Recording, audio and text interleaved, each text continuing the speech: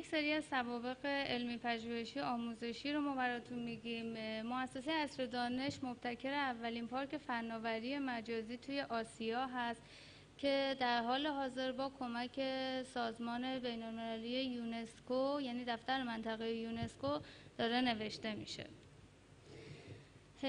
به سفارش وزارت امور خارجه طراحی مدل شبکه مجازی انجمن‌های دوستی ایران و سایر کشورها را انجام دادیم.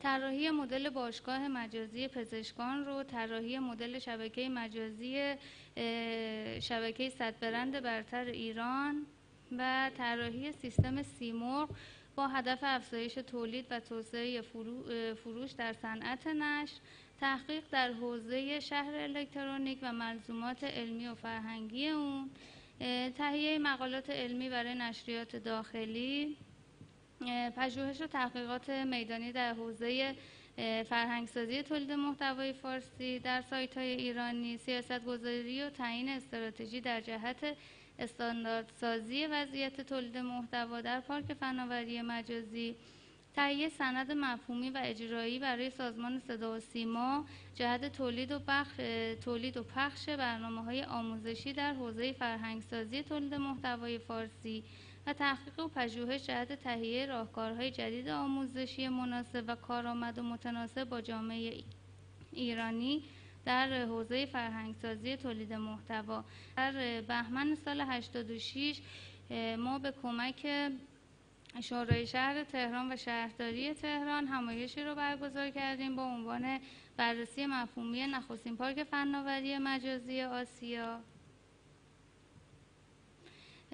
در سال 88 همایشی رو برگزار کردیم با عنوان نقش پارک‌های فناوری مجازی در توسعه پایدار با رویکرد حفاظت محیط زیست که توسط یونسکو، سازمان ملل، شهرداری تهران، دانشگاه شهید بهشتی، دانشگاه تهران، وزارت علوم، وزارت صنایع و چند تا نهاد دیگه که حالا الان ما سال گذشته هم یک کارگاه آموزشی داشتیم که توی 2 مرحله برگزار شد با عنوان پارک فناوری مجازی و توسعه شهر الکترونیک که این رو هم با همکاری یونسکو و سازمان ملل انجام دادیم. شرکت تو نمایشگاه‌های متعدد بوده، از جمله ما تو سال 86 به عنوان کارآفرین برتر معرفی شدیم. برگزاری مختلفی داشتیم روی زمینه تولید محتوا و مشکلات کسانی که توی پارک فناوری مجازی شرکت دارن.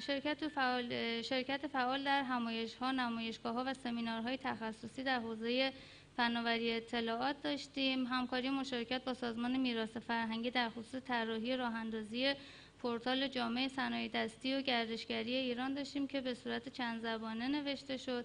همکاری مشارکت با سازمان میراث فرهنگی داشتیم در رابطه با تولید محتوای صنایع دستی گردشگری ایرانی.